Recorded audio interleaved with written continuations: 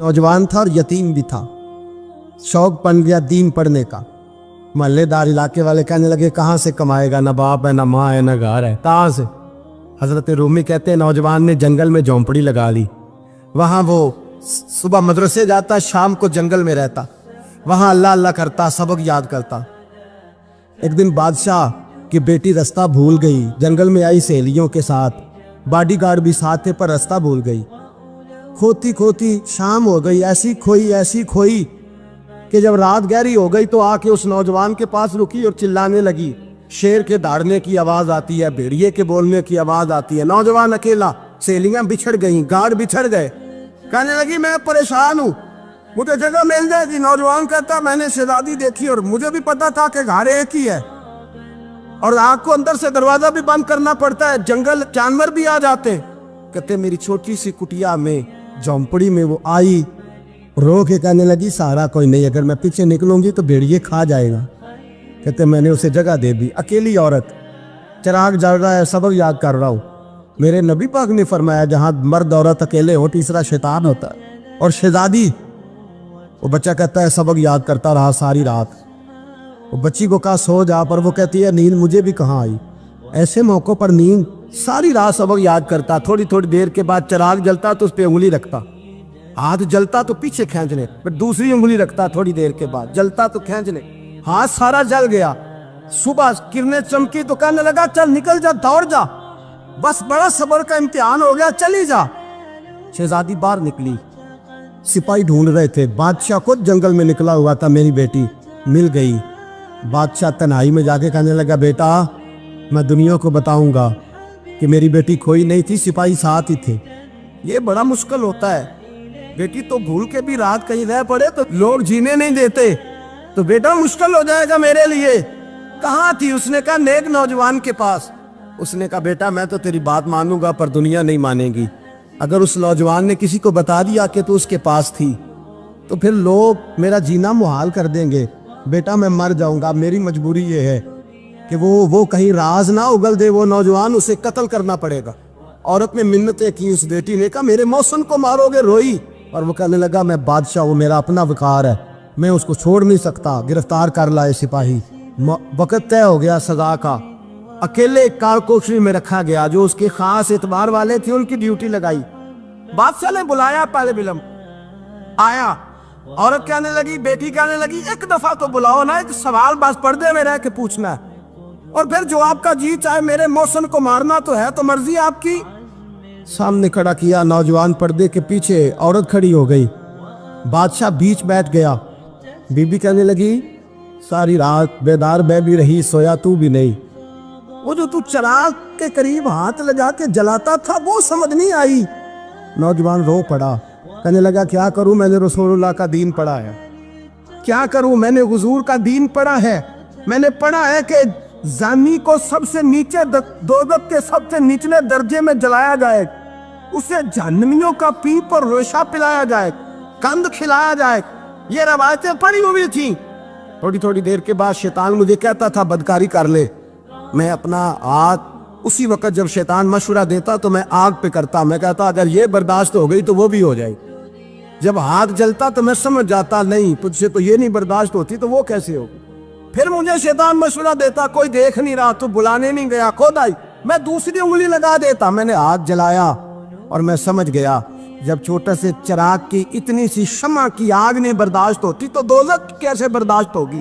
कहता मैं बाज आया। बादशाह ने ये कहानी सुनी, लफ्ज सुने तो चीख मार के रोया। कहने लगा तालिब इल्म तू तो मेरे नबी का सच्चा गुलाम है, और मेरे रसूल के जो सच्चे गुलाम होते हैं उन्हें फांसियां नहीं दी जाती, उन्हें तख्त पर बिठाया जाता है। अब तुझे सजा नहीं होगी बल्कि मैं अपनी बेटी का निकाह तेरे साथ करूंगा और मेरे बाद इस सल्तनत का बादशाह भी तू ही बनेगा।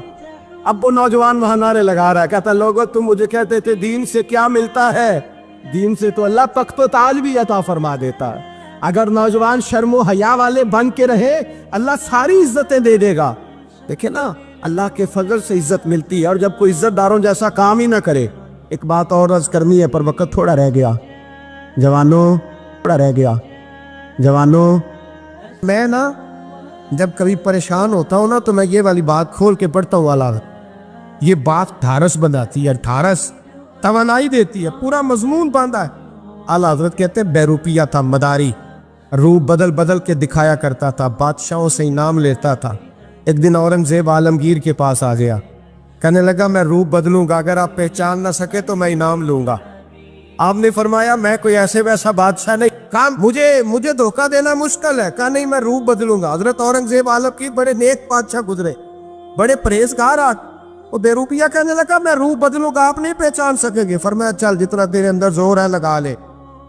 حضرت نے اعلان کیا کہ میں نے فوجی بھرتی کر دے, 2 ماہ کے بعد ٹیسٹ ہوگا. وہ 2 مہینے دوڑتا رہا, رنگ روپ بناتا رہا, آیا ٹیسٹ دینے, 2-3 سپاہیوں کا امتحان لیا. اس کی باری آئی تو 10 روپے دیے, کہنے لگے تیرے آنے جانے کا کرایہ میں نے تجھے پہچان لیا ہے. کچھ دنوں کے بعد جانے لگے سفر پر, تو بھکاری آ گئے خیرات مانگنے. اس نے بھی سارے منہ پر سیاہی مال لی, کپڑے پھاڑ لیے, سر کے بال مڈا لیے, پگے تک کٹا لی, بدرنگ ہو کے آیا. کاسا آگے کیا تو حضرت نے 10 روپے ڈالے, کہنے لگے تیرے آنے جانے کا کرایہ میں نے پہچان لیا ہے. کچھ دن گزرے تو ٹیچر کی ضرورت تھی. اس نے مونچھیں بڑی کر لی, داڑھی نکلی لگا لی, سر پہ جنا کیپ پہن لی, ایک شیروانی لے لی اور ہاتھ میں چھڑی پکڑ کے آیا. کہنے لگا میں استاد ہوں, 2-4 بندوں کا امتحان لیا, اس کی باری آئی تو 5 روپے بندوں کا امتحان لیا, اس کی باری آئی تو 5 روپے دیے, 10 روپے دیے, کا تیرا کرایہ میں نے پہچان لیا. 2 سال گزر گئے. وہ جب بھی آتا حضرت پہچان لیتے. ایک دن سفر پہ جا رہے تھے, بہت بڑا لشکر تھا, جہاد کرنے جا رہے تھے اورنگزیب عالمگیر. تو دیکھا ایک پہاڑی ہے, پہاڑی پہ لوگ جا بھی رہے ہیں آ بھی رہے. اورنگزیب عالمگیر پوچھنے لگے یہاں کیا ہے؟ کہنے لگے بابا جی بیٹھے ہیں دعا کرتے ہیں, اللہ کے نیک بندے ہیں. اورنگزیب کہنے لگے یار پرانے لوگ سارے ہی اللہ والوں کو مانتے, یہ بھی مصیبت آئی ہے جتنی نہیں آئی ہے, سارے لوگ ہی مانتے. کہنے لگے ذرا میں دعا نہ کرا لوں, بچے کام جا رہا ہوں. اورنگزیب بادشاہ تھے, بادشاہ لوگ نازک مزاج ہوتے ہیں. گھوڑے سے اترے, بڑی مشکل سے پہاڑی پہ چڑھے, اوپر گئے تو لائن لگی ہے, بابا جی غار میں بیٹھے. کہنے لگے میں نے ملنا, میں اورنگزیب ہوں. انہوں نے کہا ہمارا بابا اس طرح کا پیر نہیں کہ امیر آئے تو رنگ اور ہو, غریب آئے تو اور ہو. یہاں اگر ملنا ہے تو لائن میں لگ جاؤ, سب ایک جیسے. اب لائن میں کھڑے ہو گئے, 50 آدمی آگے تھے. کہتے ہیں 51واں نمبر تھا. تھک گیا دھوپ میں کھڑا کھڑا. جب میں پہنچا غار کے دہانے تو میں نے بابا جی کے چہرے پہ نظر ڈالی تو بڑا نورانی چہرہ, بڑی خوبصورت لب و لہجہ.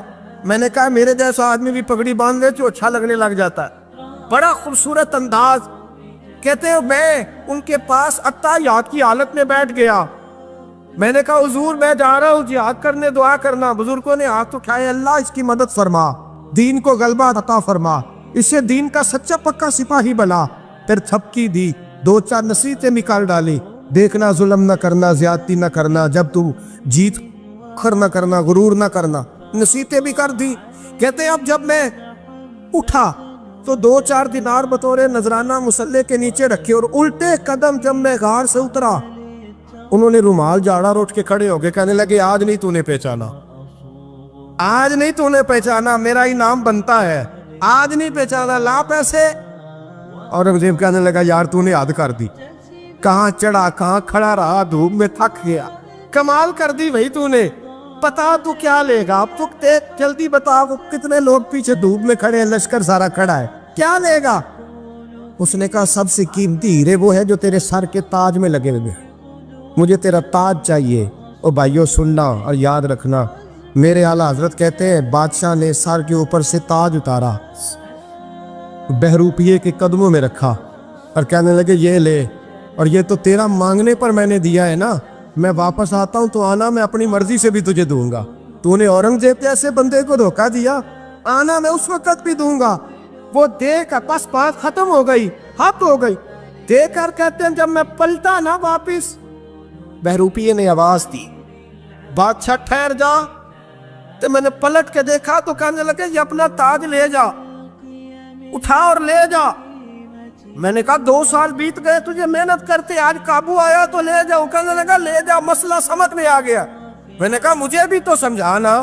کہتے ہیں وہ پھوٹ پھوٹ کے رویا, اس کی آنکھیں برس پڑی, سیلاب کی طرح آنسو بہہ نکلے, تڑپا اور رو کے کہنے لگا بادشاہ میں نے جھوٹ موٹ رسول اللہ کی غلامی اختیار کی تھی, جھوٹ موٹ کی داڑھی, جھوٹ موٹ کی پگڑی, جھوٹ موٹ کا فقر, मैंने झूठ मूठ नबी पाक का लिबास पहना है तो तेरे जैसे बादशाहों के ताज मेरे कदमों में आ गए हैं। अगर मैं सचमुच रसूलुल्लाह का गुलाम बनूंगा तो अल्लाह क्या कुछ अता फरमाए, अल्लाह कितनी नेमतों से नवाजे। मेरे आला क्या फरमाते हैं, आला हज़रत फरमाते हैं फरिश्ते भी करते हैं ताज़ीम मेरी। कौन जी? अल्लाह। ऐसा अकीदा भी कम मिलेगा जो बरेली के इमाम का अकीदा है, ऐसा भी कम। कहते हैं फरिश्ते भी करते हैं ताज़ीम मेरी। क्यों? फरमाने लगे फिदा होके उन पर ये इज्जत मिली। बगदाद के एक दरवेश आलिम थे, तो वो जब भी नमाज पढ़ाते ना तो किसी ताजर की 2 बीवियों के बारे में दुआ मांगते। तो जो है मेरी बात पर, नमाज पढ़ाते तो कहते अल्लाह उस ताजर की 2 बीवियों को अपनी खास रहमतें अता फरमा।